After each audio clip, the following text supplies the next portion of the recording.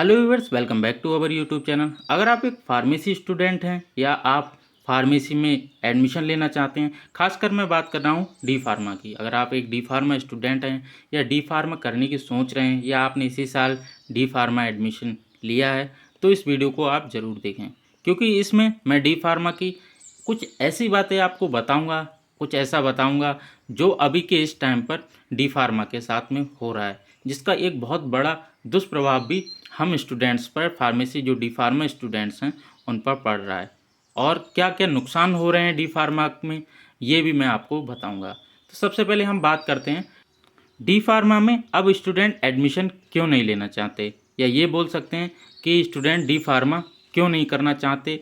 D pharma की जगह और कौन से ऐसे कोर्स हैं जिनको स्टूडेंट कर रहे हैं, और डी फार्मा में कितने एडमिशन अब हो रहे हैं। तो मैं ये सब आपको बताऊंगा, अपने कॉलेज का भी हाल बताऊंगा, दूसरे कॉलेज में भी जो डी फार्मा के कॉलेज हैं उनका हाल बताऊंगा।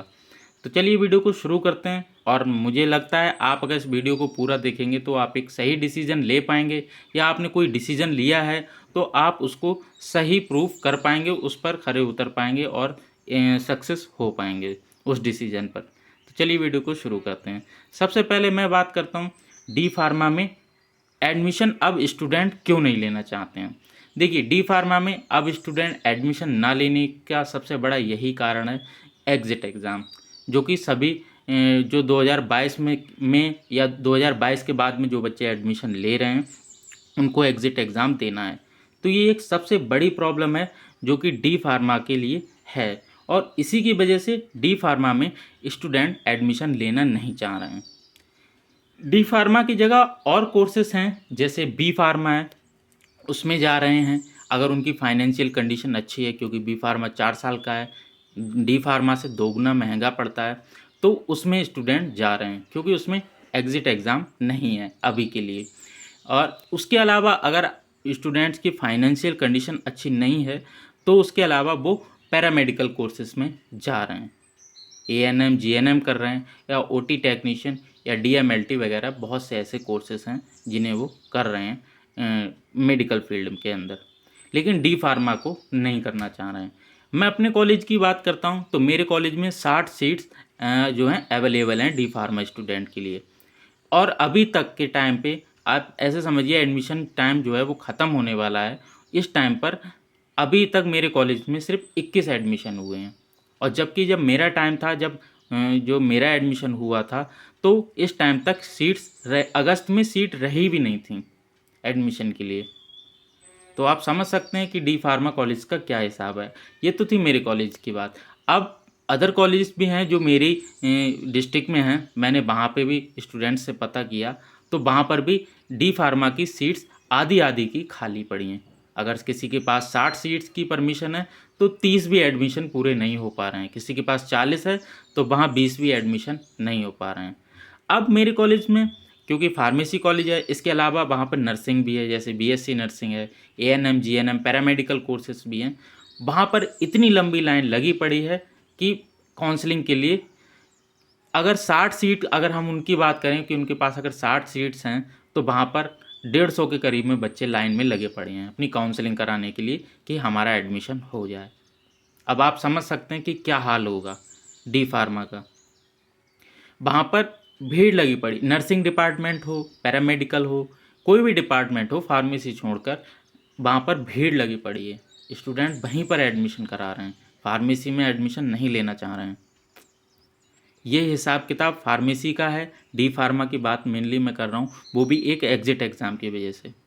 बी फार्मा में भी बहुत एडमिशन हो रहे हैं, लेकिन डी फार्मा में एडमिशन अब बच्चे लेना नहीं चाहते हैं, क्योंकि एक तो वैसे ही पीसीआई में रजिस्ट्रेशन कराने में टाइम लगता है, और एग्ज़िट एग्ज़ाम का भी पता नहीं है कि होगा तो 2024 में ही, लेकिन कब तक होगा, 2024 के लास्ट तक होगा तो और भी उसमें ज़्यादा टाइम लग जाएगा।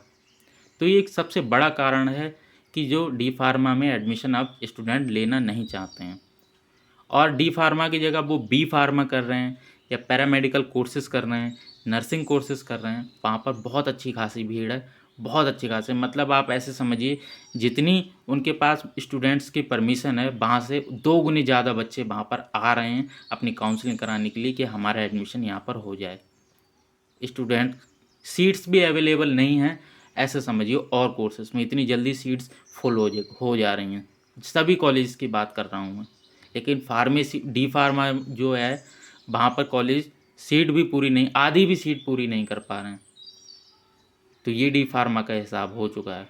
और कुछ हद तक बच्चे भी डीमोटिवेट रह रहे हैं, क्योंकि उन्हें लग रहा है कि हम 2 साल का डी फार्मा होता है, अब पता नहीं उसमें एग्ज़िट एग्ज़ाम कब तक होगा तो 2024 में ही, लेकिन कब तक होगा, तो इस तरह से उनको जो है अपना एक सेटअप स्टार्ट करने में भी टाइम लग जाएगा। तो इस वजह से भी स्टूडेंट थोड़ा-सा निराश हैं एग्ज़िट एग्ज़ाम के चलते। अगर एग्ज़िट एग्ज़ाम बहुत जल्दी ही हो गया तो कोई बात नहीं है, कोई दिक्कत नहीं है, जिस बच्चे ने पढ़ाई की है वो आराम से वो चीज़ को कर लेगा। अच्छा, थोड़ा-सा ये भी है, एग्ज़िट एग्ज़ाम आने की वजह से डी फार्मा टफ़ भी हो गया है, क्योंकि आपको चीज़ें पढ़नी ही हैं और बेसिक से पढ़नी है, डिटेल से पढ़नी है, क्योंकि आपको एग्ज़िट एग्ज़ाम देना है। तो ये भी एक कारण हो सकता है कि स्टूडेंट डी फार्मा में एडमिशन नहीं लेना चाह रहे हैं और डी फार्मा की जगह और अदर कोर्सेज में जा रहे हैं। और इस 2022 से, जो 2022 में एडमिशन हो गए, उस टाइम पे जब हमारा एडमिशन हुआ था, उस टाइम पर ऑफिशियली अनाउंस नहीं किया गया था, कंफर्म नहीं किया गया था कि यही होना है।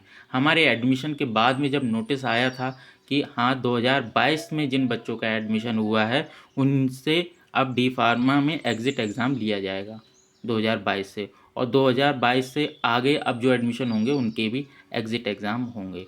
तो उस टाइम पर तो एडमिशन हो गया, मुझे लग रहा था अगर एडमिशन से पहले अगर ऐसा नोटिस आ जाता तो शायद हमारे टाइम पर भी एडमिशन इतने नहीं होते। लेकिन अब जो है, बाद में नोटिस आया था, हम लोगों का तो हो गया, हम लोगों का एडमिशन तो हो गया, हमें तो करना है। लेकिन अब जब नोटिस आया है तो बच्चे उसमें एडमिशन लेना नहीं चाहते हैं। तो ये एक सबसे बड़ी वजह है कि जो डी फार्मा की सीट्स जो हैं कॉलेज में, आधी आधी की खाली पड़ी हैं। और अदर कोर्सेज़ हैं जो मेडिकल फील्ड के, जैसे पैरामेडिकल, नर्सिंग या कुछ भी हुए, तो वहाँ पर खूब एडमिशन हो रहे हैं। बी फार्मा में खूब एडमिशन हो रहे हैं, सीट्स भी अवेलेबल नहीं है, लेकिन डी फार्मा में अभी तक कॉलेजेस में सीट खाली पड़ी हैं। आप ये समझ सकते हैं कि डी फार्मा की हाल क्या है और क्यों है ये प्रॉब्लम, ये भी मैंने आपको बताया, क्योंकि सभी स्टूडेंट, मुझे भी लग रहा है कि मुझे 2 साल का जो डी फार्मा है, कहीं मुझे लग रहा है 3 साल में जाकर मैं कुछ कर पाऊँगा, उसमें अपना स्टार्टअप कर पाऊँगा। वरना तो 2.5 साल में हो जाता था और 3 का 3.5 ही हो जाएगा, मुझे भी ऐसा लगता है। तो ये एक सबसे बड़ी प्रॉब्लम है। आपको क्या लगता है, आप डी फार्मा कर रहे हैं या एडमिशन आपने इस बार लिया है या एडमिशन लेने की सोच रहे हैं, वो भी आप कमेंट करके बताना। अगर कोई क्वेश्चन हो तो मुझे इंस्टाग्राम पर मैसेज करना, मैं रिप्लाई करने की कोशिश करूँगा। बस यही थी आज की वीडियो, मिलते हैं नेक्स्ट वीडियो में, तब तक के लिए टेक केयर, बाय।